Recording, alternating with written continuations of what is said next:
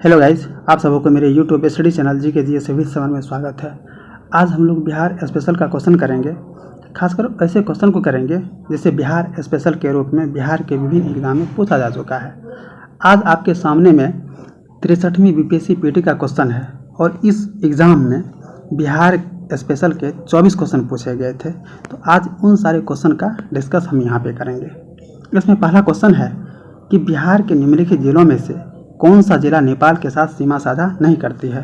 तो इसका answer D होगा, पूर्णिया जिला। पूर्णिया जिला नेपाल के साथ सीमा साझा नहीं करती है। अगला क्वेश्चन है, निम्नलिखित में से कौन सा भारत के बिहार राज्य में मौजूद एकमात्र यूनेस्को विश्व धरोहर स्थल है। तो इसका आंसर ई हो जाएगा। इसके पीछे कारण क्या है कि बिहार में एकमात्र नहीं बल्कि 2 यूनेस्को विश्व धरोहर स्थल है, इसलिए इसका आंसर ई हो जाएगा। और वह स्थल है महाबोधि विहार और नालंदा में बौद्ध मठ। इसी को प्राचीन नालंदा विश्वविद्यालय बोलते हैं और महाबोधि विहार वह स्थान है जहाँ पर कि भगवान बुद्ध ने ज्ञान की प्राप्ति किया था। अगला क्वेश्चन है कि बाढ़ सुपर थर्मल पावर स्टेशन किस राज्य में स्थित है। तो इसका आंसर हो जाएगा ए, बाढ़ super thermal power station Bihar के पटना जिला में स्थित है। अगला क्वेश्चन है, बिहार प्रोविंशियल किसान सभा का गठन कब हुआ था। तो इसका आंसर ए होगा। बिहार प्रोविंशियल किसान सभा का गठन 1929 में सहाजानंद सरस्वती ने किया हुआ था। अगला क्वेश्चन है, किस अधिनियम के तहत बिहार एक अलग राज्य बना। तो इसका आंसर बीपीएससी ने ए दिया था।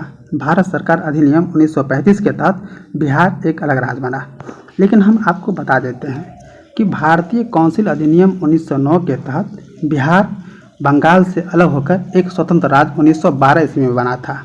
इसके बाद 1936 ईस्वी में भारत सरकार अधिनियम 1935 के तहत बिहार से उड़ीसा को अलग कर दिया गया और बिहार एक स्वतंत्र राज्य बना था। तो इस कारण से इसका आंसर ए भी होना चाहिए, सी भी होना चाहिए। इस तरह से ई ऑप्शन इसका आंसर होगा। लेकिन बीपीएससी ने इसका आंसर ए माना है, तो हम लोग भी इसका आंसर ए ही मान के चलेंगे। अगर क्वेश्चन रिपीट होता है तो ए ही लगाएंगे। अगला क्वेश्चन है, भारतीय जनगणना 2011 के अनुसार पुरुषों एवं स्त्रियों दोनों में प्रतिशत साक्षरता किस राज्य की न्यूनतम है। तो इसका आंसर सी हो जाएगा, बिहार राज्य। यहाँ पर इसे ध्यान दीजिएगा, पूरे भारत के संदर्भ में बिहार राज्य की साक्षरता दर सबसे कम है। बिहार राज्य की साक्षरता दर 61.8% है। अगर हम पुरुष की बात करेंगे तो बिहार में पुरुष की साक्षरता दर 71.2% है, जबकि स्त्रियों की साक्षरता दर 51.5% है। इस डाटा को याद रखिएगा। अगला क्वेश्चन है, बिहार में कृषि भूमि की जोतों का औसत आकार दूसरे राज्यों की तुलना में है। इसका आंसर बी होगा, न्यूनतम से द्वितीय। अगर ये पूछे कि न्यूनतम से पहले स्थान पर कौन है, तो न्यूनतम से पहले स्थान पर केरल है। ठीक है। अगला क्वेश्चन है, भारत के किस राज्य की वर्तमान मूल्यों पर नवीनतम प्रति व्यक्ति आय न्यूनतम है। तो इसका आंसर ए, बिहार होगा। बिहार राज्य में प्रति व्यक्ति आय सबसे न्यूनतम है पूरे भारत के संदर्भ में। इसको ध्यान में रखना है क्योंकि बिहार एक गरीब प्रदेश है। अगला क्वेश्चन है कि बिहार में प्रति 1 लाख जनसंख्या पर सड़क की लंबाई है। इसका आंसर बी होगा, न्यूनतम से दूसरा। अगला क्वेश्चन है, निम्नलिखित में से कौन सी नदी फतवा के पास गंगा में मिलती है। इसका आंसर बी, पुनपुन होगा। पुनपुन नदी फतवा के पास गंगा से मिलती है और ये जो सोन नदी है दानापुर के पास गंगा से मिलती है। इसको ध्यान में रखिएगा। अगला क्वेश्चन है, कोपेन के जलवायु वर्गीकरण के अनुसार उत्तर बिहार की जलवायु किससे प्रदर्शित की जा सकती है। तो इसका आंसर ए होगा, CWG। अगला क्वेश्चन है, मुजफ्फरपुर, दरभंगा तथा चंपारण जिलों में कौन सी मिट्टी अधिकांशतः पाई जाती है। तो इसका आंसर बी, नवीन जलोढ़ मिट्टी होगा। और यहाँ पर एक चीज़ ध्यान में दीजिएगा कि जलोढ़ मिट्टी 2 तरह का होता है, एक खादर और एक बांगर। खादर मिट्टी को नवीन जलोढ़ मिट्टी बोलते हैं और बांगर मिट्टी को पुरानी जलोढ़ मिट्टी बोलते हैं। आगे देखिए, बिहार का सर्वाधिक जूट उत्पादक जिला कौन सा है। तो बिहार का सर्वाधिक जूट उत्पादक जिला पूर्णिया है, तो इसका आंसर डी हो जाएगा। अगला क्वेश्चन है, त्रिवेणी नहर किस नदी पर निर्मित है? तो त्रिवेणी नहर गंडक नदी पर अवस्थित है। वेरी वेरी इंपॉर्टेंट, ये बार बार एग्जाम में पूछा जाता है। अच्छा, अगर आपसे ये पूछे कि बिहार में कितनी नदी परियोजना है, तो बिहार में 3 नदी परियोजना है। एक कोसी नदी परियोजना, सो नदी परियोजना और गंडक नदी परियोजना। अगला क्वेश्चन है, जैन धर्म के प्रवर्तक महावीर जी का मोक्ष स्थान कहाँ पर स्थित है?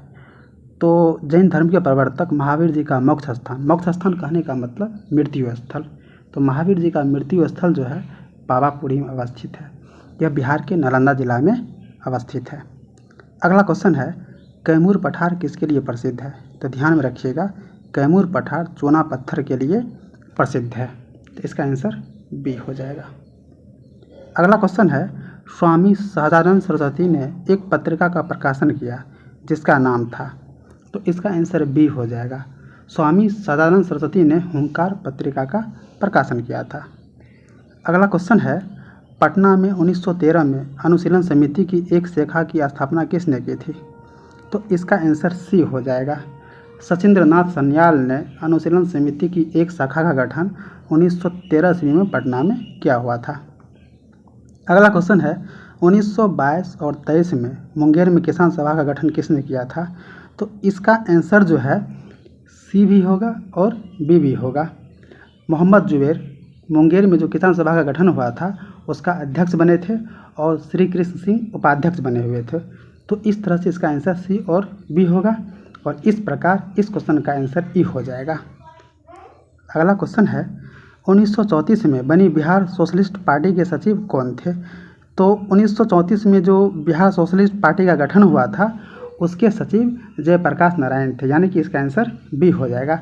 और एक चीज़ ध्यान में रखिएगा, आचार्य नरेंद्र देव इस पार्टी के अध्यक्ष थे। अगला क्वेश्चन है, बिहार से भारतीय संविधान सभा के सदस्य कौन थे? तो इसमें जो ऑप्शन है सी भी होगा और बी भी होगा। यहाँ पर एक चीज़ ध्यान में रखिएगा कि बिहार से भारतीय संविधान सभा के 36 सदस्य चुने गए थे, उसमें से राजेंद्र प्रसाद भी थे और जगजीवन राम भी थे। तो इस तरह से इसका आंसर ई हो जाएगा। अगला क्वेश्चन है, बिहार में 1937 में गठित प्रथम भारतीय मंत्रिमंडल का नेतृत्व किसने किया? तो इसका आंसर बी हो जाएगा, मोहम्मद यूनिस ने। अगर क्वेश्चन ये रहता कि प्रथम कांग्रेसी भारतीय मंत्रिमंडल का नेतृत्व किसने किया बिहार में, तो इसका आंसर तब ए हो जाता, श्री कृष्ण सिंह। अगला क्वेश्चन है, पटना लॉन का गांधी मैदान के रूप में नामकरण कब किया गया? तो इसका आंसर ई हो जाएगा। इसके पीछे कारण क्या है कि पटना लॉन का गांधी मैदान के रूप में नामकरण 1948 ईस्वी में किया था।